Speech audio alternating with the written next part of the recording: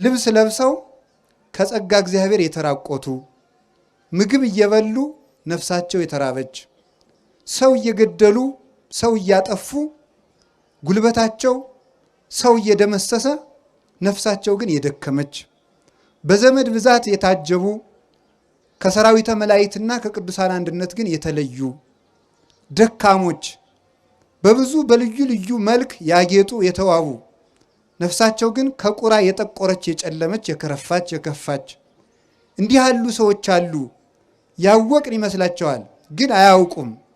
ለነዚህ ሰዎች አልቅሱላቸው። ባማሩ በተሸለሙ በተጋረዱ ቤቶች ይኖራሉ፣ በሰማይ ቤት ግን ስደተኞች ናቸው። እንዲህ ያሉ ሰዎች ፍጹም የተዋረዱ ሰዎች ናቸውና ድህነታቸውን ንገሯቸው። እኛ አብልተነው እናውቃለን፣ ለእግዚአብሔር አጠጥተነው እናውቃለን። አሁን ዛሬ ዝክር ይዘከራል። ከዚያ ዝክር እግዚአብሔር ይቀምሳል? አይቀምስም። ከዚያ መጠጥ እግዚአብሔር ይቀምሳል? አይቀምስም። እኛ ከሰራነው ቤት እግዚአብሔር እንግዳ ሆኖ ይስተናግዳል?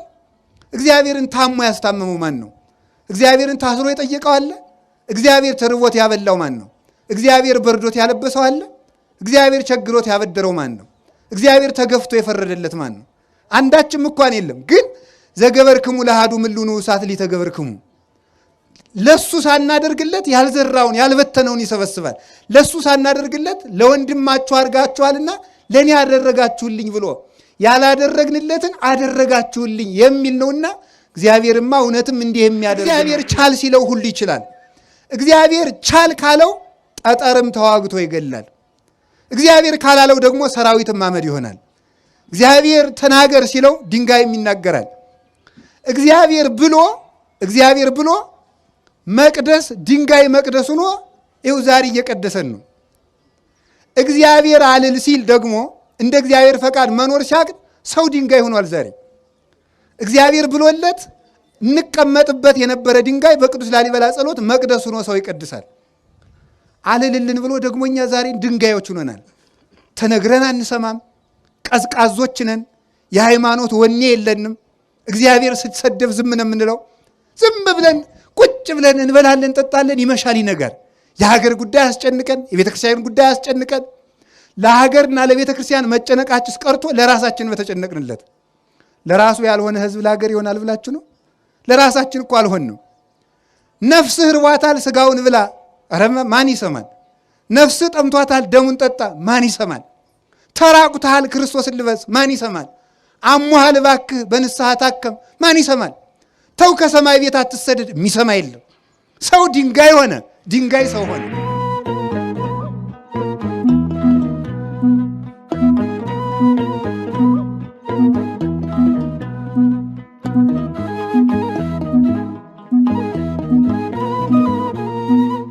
በስመ አብ ወወልድ ወመንፈስ ቅዱስ አሐዱ አምላክ። በስመ አብ ወወልድ ወመንፈስ ቅዱስ አሐዱ አምላክ። በስመ አብ ወወልድ ወመንፈስ ቅዱስ አሐዱ አምላክ። በባህሪው ሞት በመንግስቱ ሽረት የሌለበት ቅድመ ዓለም የነበረ ዓለምን በማይመረመር ጥበቡ የፈጠረ ትንኝንም ሳይዘነጋ የሚመግብ ስጋችንን ለብሶ ከውድቀት ያነሳን መድኃኒታችን ኢየሱስ ክርስቶስ በልባችን አስበን በአንደበታችን ተነግረን ስለማንፈጽመው ስለ ቸርነቱ ከባህሪ አባቱ ከአብ ከባህሪ ሕይወቱ ከመንፈስ ቅዱስ ጋር ለዘላለም የተመሰገነ ይሁን። እግዚአብሔርን የወለደችልን እናታችን ቅድስት ድንግል ማርያም ወላዲተ አምላክ፣ ነቢያት፣ ሐዋርያት፣ ሰማዕታት፣ ደናግል፣ መነኮሳት፣ ቅዱሳን መላእክት ሁላቸው ስማቸውን እናመሰግናለን። በረከታቸው ይደርብን። ለመታዘዝ ነው እንጂ የሚያስተምሩን ብፁዕ አባታችን አቡነ ኤርምያስ ናቸው። ለመታዘዝ ያህል ልጅ በአባቱ ፊት መስተካከል ስላለበት እኔም ተምሬ ሳጠፋ በኋላ እሳቸው እንዲያስተካክሉኝ ትንሽ መልእክት አስተላልፋለሁ ማለት ነው። የሁሉ ባለቤት እግዚአብሔር ልቡናችንን ይክፈትልን። ኩሉ ይትካሃል ለዘየአምን፣ ሃይማኖት ላለው ሰው ሁሉ ይቻላል። እስኪ ሁላችሁ ለሚያምን ሁሉ ይቻላል በሉ። እንደገና በሉ። እንደገና በሉ። ለሚያምን ሁሉ ይቻላል። ስንቱ ይቻላል? ሁሉም ይቻላል። ሃይማኖት ላለው ሰው፣ ሃይማኖት በልቡናው ላለው ሰው፣ ሃይማኖት ለጸናለት ሰው ሁሉ ነገር ይቻለዋል። ሃይማኖት ማን ነው ሲባል ባጭር ቃል ሃይማኖት እግዚአብሔር ነው። ሃይማኖት ላለው ሰው ሁሉ ይቻላል ማለት እግዚአብሔር ላለው ሰው ማለት ነው። እግዚአብሔር ያለው ሰው፣ እግዚአብሔር በልቡ ላለው ሰው፣ በኑሮው፣ ባንደበቱ፣ በሁለንተናው እግዚአብሔር ያለው ሰው ሁሉ አለው። በዚህ ዓለም ሁለት አይነት ሰዎች አሉ ይላል ቅዱስ ዮሐንስ አፈወርቅ። አንደኞቹ ከአንዱ ክፍል ያሉት ድሃ ናቸው፣ ሀብታም የሆን ይመስላቸዋል። ሁለተኞቹ ደግሞ ሀብታም ናቸው፣ ድሃ የሆኑ ይመስላቸዋል። ሁለት ሰዎች አሉ። ለድሆችም ድህነታቸውን ልናስረዳቸው፣ ለባለጸጎችም ባለጸግነታቸውን ልናስረዳቸው ይገባል ይላል። ድሃ ሆነው ሀብታም የሆኑ የሚመስላቸው የሚባሉት ልብስ ለብሰው ከጸጋ እግዚአብሔር የተራቆቱ፣ ምግብ እየበሉ ነፍሳቸው የተራበች፣ ሰው እየገደሉ ሰው እያጠፉ ጉልበታቸው ሰው እየደመሰሰ ነፍሳቸው ግን የደከመች፣ በዘመድ ብዛት የታጀቡ ከሰራዊተ መላእክትና ከቅዱሳን አንድነት ግን የተለዩ ደካሞች፣ በብዙ በልዩ ልዩ መልክ ያጌጡ የተዋቡ፣ ነፍሳቸው ግን ከቁራ የጠቆረች የጨለመች የከረፋች የከፋች፣ እንዲህ ያሉ ሰዎች አሉ። ያወቅን ይመስላቸዋል፣ ግን አያውቁም። ለእነዚህ ሰዎች አልቅሱላቸው። ባማሩ በተሸለሙ በተጋረዱ ቤቶች ይኖራሉ፣ በሰማይ ቤት ግን ስደተኞች ናቸው። እንዲህ ያሉ ሰዎች ፍጹም የተዋረዱ ሰዎች ናቸውና ድህነታቸውን ንገሯቸው፣ በጊዜ ባለጸጋ እንዲሆኑ ይላል። ሀብታም ሁነው ድሃ የሆኑ የሚመስላቸው ሰዎች አሉ። መልክ የላቸውም፣ በትህርምት የጎሰቆሉ ናቸው። ሰማያዊ መልክ ግን አላቸው፣ በአርአያ ክርስቶስ የከበሩ ናቸው። ልብስ የላቸውም፣ ክርስቶስን ግን የለበሱ ናቸው። ምግብ የላቸውም፣ ቅዱስ ሥጋውን ክቡር ደሙን የበሉ ናቸው። ቤት የላቸውም፣ የብርሃን ቤት ግን አላቸው። ዘመድ የላቸውም፣ ቅዱሳን መላእክት ግን ሊረዷቸው ይፋጠናሉ። ለእነዚህ ሰዎች እልል በሉላቸው ይላል። እንደዚህ በእውነት ለእንደዚህ አይነት ሰዎች ቀድስዎ ለብእሲ ዘይሃምም አለ ነፍሱ፣ ሰውነቱን ላስጨነቃት ሰውነቱን ለገሰጻት ሰው ለዚህ ሰው ምስጋና ይገባዋል ይላል ኢሳይያስ። ለጌታችን ለኢየሱስ ክርስቶስ ነው። ፍጻሜው ግን እሱን ለመሰሉ ሰማዕታት ሁሉ ለቅዱሳን ሁሉ የተነገረ ነው። ስለዚህ እግዚአብሔር ያለው ሰው ሁሉ አለው። ጥበብ አለው፣ እውቀት አለው፣ ጤና አለው፣ ሀገር አለው። ብቻውን ሁሉ ሆኖ ከሰራዊት ይልቅ አሸናፊ ነው እግዚአብሔር ያለው ሰው። ስለዚህ ለሚያምን ሁሉ ይቻላል ብሎ አንድ ጌታችን መድኃኒታችን ኢየሱስ ክርስቶስ በሚያስተምርበት ጊዜ ልጁ የታመመበት ሰው መጥቶ መምህር ሆይ ቢቻልህ እርዳኝ ቢለው ቢቻልህ ትላለህ እንዴ? ለሚያምን ሰው ሁሉ ይቻላል፣ አንተ አታምንም እንጂ ብሎት ነበረ። ሃይማኖት ሰማያትን ምድርን አጽንቶ አኑሯል። ብዙ የማይቻሉ ነገሮች፣ በተፈጥሮ ያልተቻሉ በእውቀት ያልተቻሉት ነገሮች በእምነት ተችለዋል። እንደ እውቀት ሰው ካረጀ በኋላ አይወልድም። ሴት ከ45 ዓመት በኋላ ወንድም 90 ዓመት ሞልቶት አይወልድም። እንደ እምነት ግን ተችሏል። እንደ እውቀት የሌለ ነገር አይመጣም። ካለ ነገር ያለ ነገር ይፈጠራል። ያለውን እንጨት አጋጭተን ወንበር ጠረጴዛ እንሰራለን። ከሌለ ነገር ግን ያለ ነገር ማምጣት አይቻልም። እንደ እምነት ግን ይህ ዓለም አልነበረም፣ መጣ። እግዚአብሔር የሚያስደንቀን ያለውን ዓለም መጠበቁ ሳይሆን የሌለውን ዓለም ማምጣቱ ነው። ሰውም ጠበቅኩ ይላል፣ ሰራዊትም ጠበቅኩ ይላል፣ አጥርም ቤት ይጠብቃል ይባላል። እግዚአብሔር ግን ያለን የሚጠብቅ ብቻ ሳይሆን የሌለንም የሚጠብቅ ነው።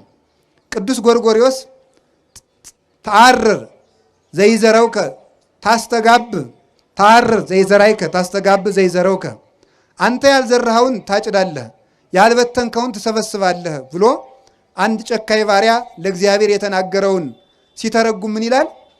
መክሊቱን ሰጥቶ መክሊቱን ከቀበረ በኋላ አንተ ክፉ ባሪያ ለምን በሰጠው መክሊት አላፈራህም ቢለው፣ አይ አንተ ያልዘራኸውን የምታጭድ ያልበተንከውን የምትሰበስብ እንደሆን ካውቄ ፈርቼ መክሊትህን ወስጄ ጉድጓድ ቆፍሬ ቀበርኩት ብሎት ነበረ።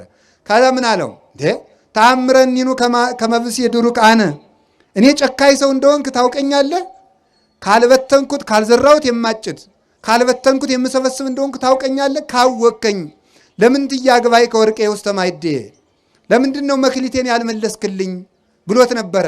ታዲያ ይህንን ሊቁ ቅዱስ ጎርጎርዮስ ሲናገር ይሄ ሰውዬ እግዚአብሔርን ወቅሶታል። ያልዘራኸውን ታጭዳለህ፣ ያልበተንከውን ትሰበስባለህ ብሎ ወቅሶታል። እሱ የወቀስኩ መስሎት ነው እንጂ እውነቱን ነው። እግዚአብሔር ያልዘራውን የሚያጭድ ነው። እግዚአብሔር ያልዘራውን ያጭዳል። እግዚአብሔር ያልሰበሰበውን ያልበተነውን ይሰበስባል ይላል።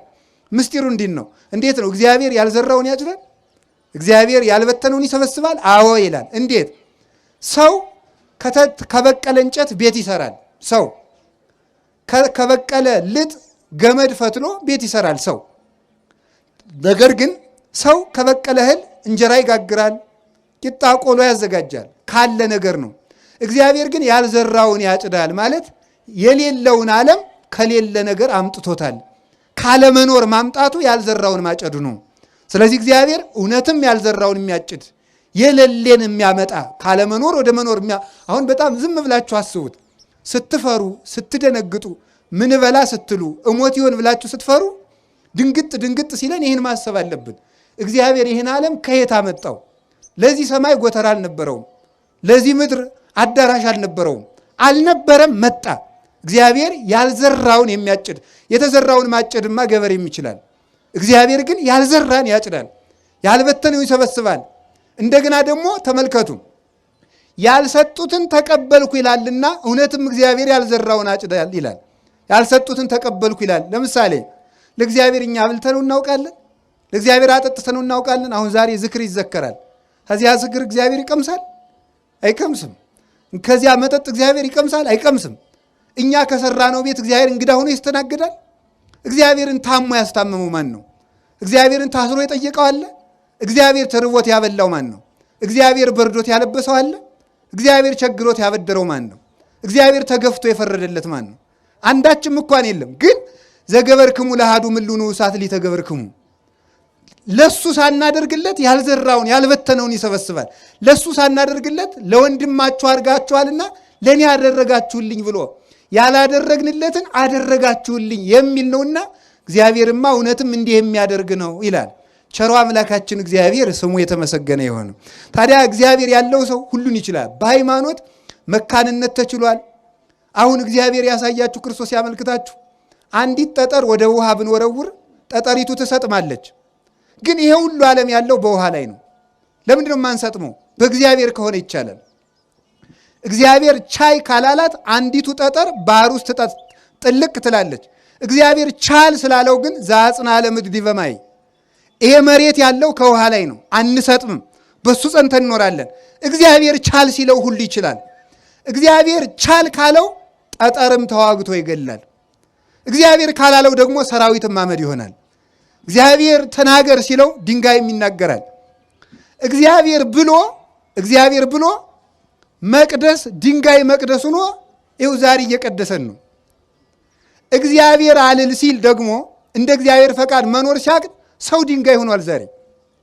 እግዚአብሔር ብሎለት እንቀመጥበት የነበረ ድንጋይ በቅዱስ ላሊበላ ጸሎት መቅደስ ሆኖ ሰው ይቀድሳል። አልልልን ብሎ ደግሞ እኛ ዛሬ ድንጋዮች ሆነናል። ተነግረን አንሰማም፣ ቀዝቃዞች ነን፣ የሃይማኖት ወኔ የለንም። እግዚአብሔር ስትሰደብ ዝም ነው የምንለው። ዝም ብለን ቁጭ ብለን እንበላለን፣ እንጠጣለን፣ ይመሻል ይነጋል። የሀገር ጉዳይ አስጨንቀን፣ የቤተ ክርስቲያን ጉዳይ አስጨንቀን፣ ለሀገርና ለቤተ ክርስቲያን መጨነቃችስ ቀርቶ ለራሳችን በተጨነቅንለት። ለራሱ ያልሆነ ህዝብ ለሀገር ይሆናል ብላችሁ ነው? ለራሳችን እኮ አልሆንም። ነፍስህ ርቧታል፣ ስጋውን ብላ፣ ኧረ ማን ይሰማል?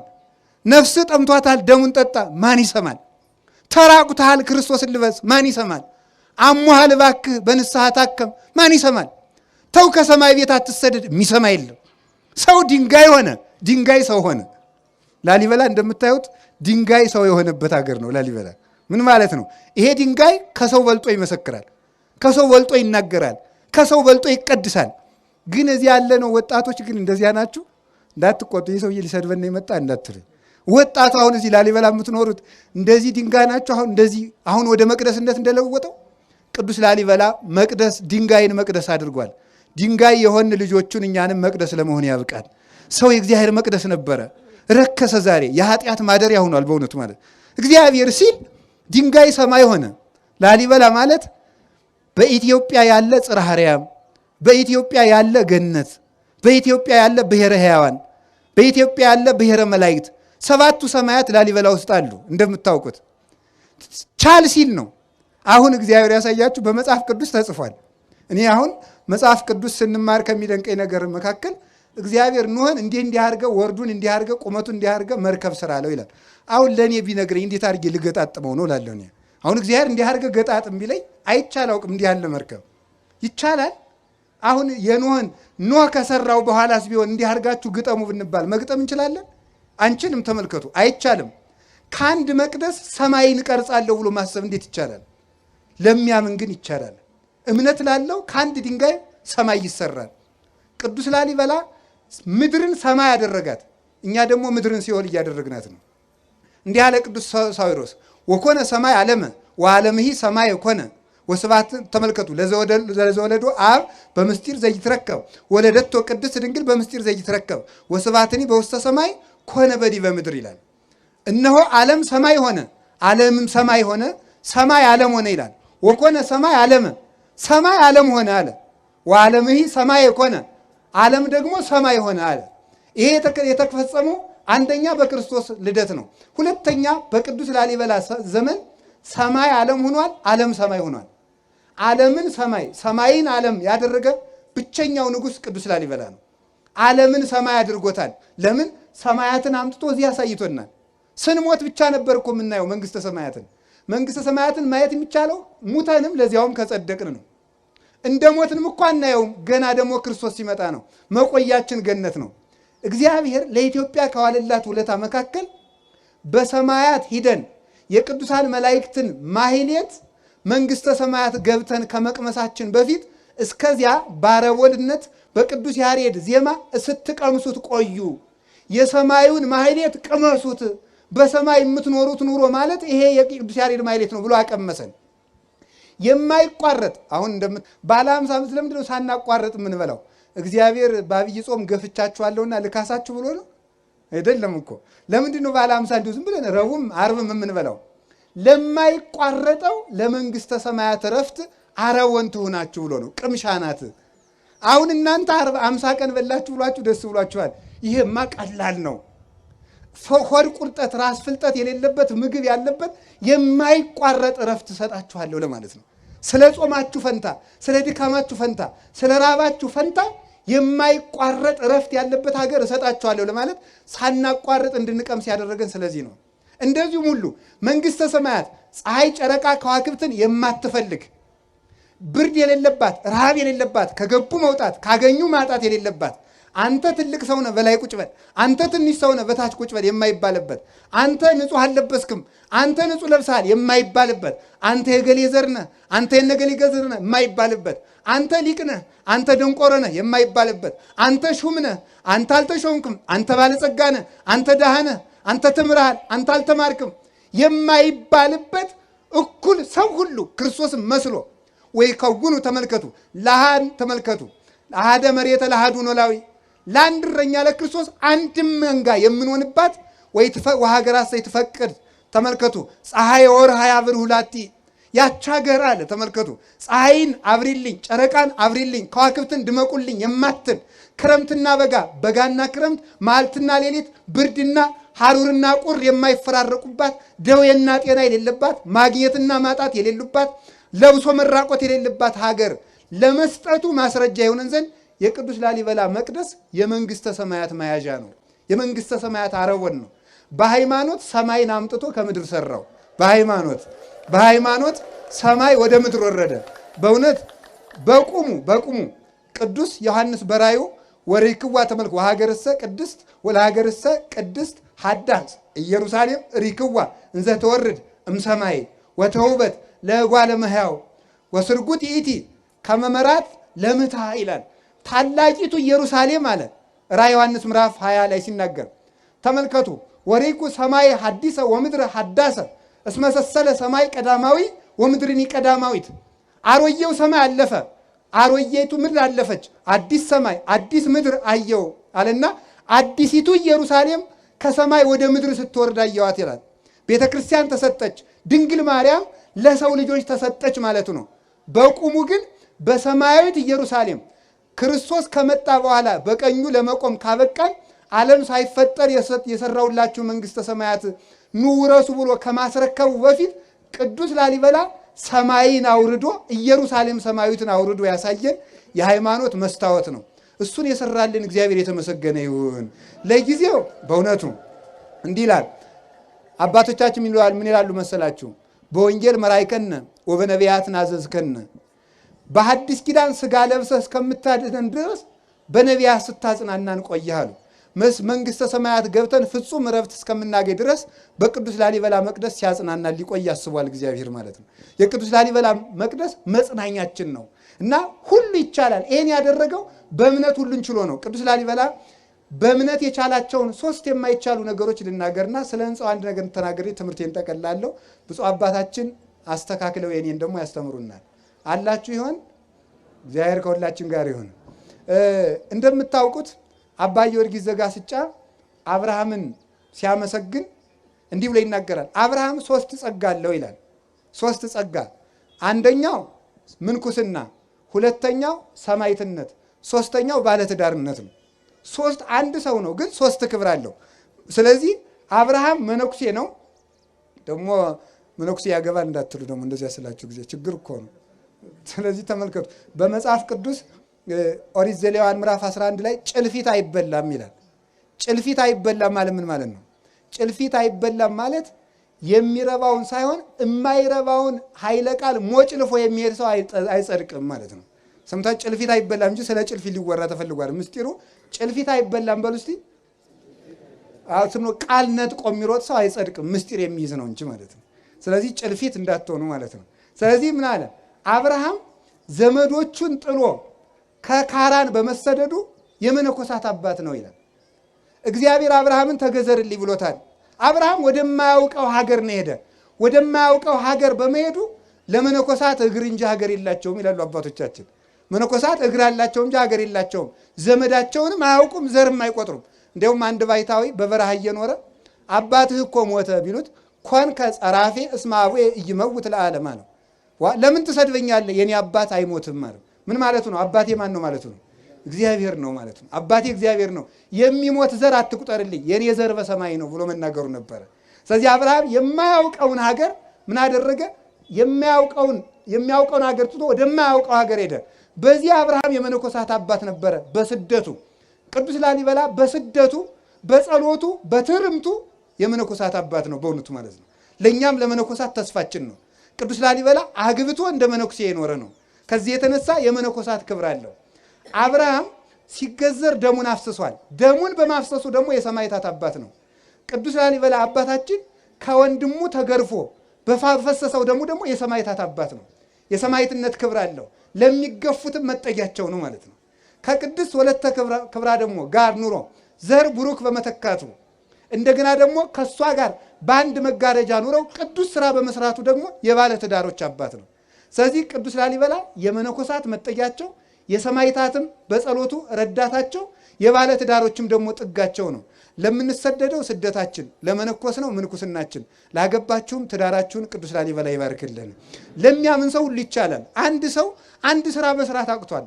ለእኔ ለራሴ ምንኩስና ይከብዳኛለች፣ ግን እሱ አግብቶ የምንኩስናንም ኑሮ ይኖራል። ላገባችሁት ብቻ ትዳርን እንኳን መያዝ አቅቷቸዋል። አንድ ሴት ይዞ መኖር በዚህ ዘመን ለወንዶች ሰማዕትነቱ ሆኖባቸዋል። አንድ ባል ይዞ መኖር ሰማዕትነቱ ሆኖባቸዋል። ቅዱስ ላሊበላ ግን ደግሞ ትዳርም እያለው ደግሞ ሰማዕት ነው። እኛ ከየቱ ልንጠጋ ነው? ወይ ትዳሩ አልተሳካ፣ ወይ ምንኩስናው አልተሳካ፣ ወይ ክህነቱ አልተሳካ። በዚህ ዘመን 3 የደፈረሱ ምንጮች አሉ። ክህነት፣ ትዳርና ምንኩስና ናቸው። ሀገር ሰላም የሚሆነው እነዚህ 3ቱ ምንጮች ንጹህ ሲሆኑ ነው። ከንጹህ ትዳር ንጹህ መነኩሴ ይገኛል። ከንጹህ መነኩሴ ንጹህ ካህን፣ ንጹህ ሊቀ ጳጳስ፣ ንጹህ ፓትርያርክ ይመጣል። ከደፈረሰ ትዳር ንጹህ ካህን አይገኝም፣ ንጹህ ምንኩስና አይገኝም። ካልነጻ ምንኩስና ንጹህ ጳጳስ ሊገኝ አይችልም። 3ቱ ምንጮች ደፍርሰዋል። ስለዚህ በእውነቱ አባቶች የቅዱስ ላሊበላ ከሆናችሁ ወጣቶችም እርኩሰታችሁን ትታችሁ በየቦታው ፈረንጆቹ እዚህ ሊጎበኙ እየመጡ የሚያስተምሯችሁን እርኩሰት ትታችሁ እንደ አባታችሁ እንደ ቅዱስ ላሊበላ ወይ ከተቀደሰ ትዳር ተጠጉ። ወይ ተሰደን አላማረብን፣ መከራውም ሳይቀርልን መንግሥተ ሰማያትን ማጠን ከአንዱ እንድንጠጋ አምላከ ቅዱሳን ይርዳን። ለሚያምን ሁሉ ይቻላል። እሱ አምኖ እነዚህን ሁሉ መከራዎች ቻላቸው። መርዙንም ቻለው፣ ግርፋቱንም ቻለው፣ ስደቱንም ቻለው፣ መከራ መቀበሉን ቻለው፣ መንገድ መድከሙን ቻለው። መንገድ ሲሄድ እንኳን ድክም ሲለው እንቅልፍ ስትመጣበት የሥጋ ባህሪ ነውና ቅዱስ ገብርኤል አብሮ አያችሁ፣ ሃይማኖት ከመላእክት ጋር ያዛምዳል። ማረፍ ሲፈልግ ቅዱስ ገብርኤል እኔም ደክሞኛል ትንሽ ልረፍ ይለው ነበር። ቅዱስ ላሊበላ እንዲያርፍ አብሮት ገደም ይል ነበረ። ሃይማኖት ላለው ሰው መላእክት ያሳርፉታል። እኛ እኮ ማረፊያ ያጣ ነው እምነታችን ቀዝቅዞ ነው፣ ወርደን ነው፣ ከቅዳሴ ከኪዳን ከጸሎት ከቁርባን ታተን ነው። ከተፈለግንበት ቦታ እንድንገኝ አምላከ ቅዱሳን ይርዳን። እንግዲህ ሃይማኖት ሲኖር አሁን ይህንን መቅደስ አንዷን መስኮቱን አንዲቱን መስኮት እንኳን የኢትዮጵያ ሰዎች በሙሉ ቢሰበሰቡ መስራት አይቻልም። የዓለም ሰው 9 ቢሊዮን ወይም 7 ቢሊዮን የደረሰው ቢሰበሰብ ይህን መቅደስ አይሰራውም። ሃይማኖት ሲኖር ግን ብቻውን ይህን ሁሉ መቅደስ ሰራ። ብቻውን የቻለውን እኛ ተሰብስበን ምንም አቅቶናል። እግዚአብሔር አንድነታችን ይውላችሁ። እግዚአብሔር ከኛ ጋር ሲሆን አንድ ሰው እንደ ብዙ ሰው ይሆናል። እግዚአብሔር ከኛ ሲታጣ ደግሞ ሰራዊት የአንድ ሰው ያህል ኃይል ያጣል። እግዚአብሔር ከሁላችን ጋር ይሁን። በሃይማኖት ሁሉ ይቻላል። አምነን ለመጠቀም ያብቃን። ወስብሐት ለእግዚአብሔር። ይቆይ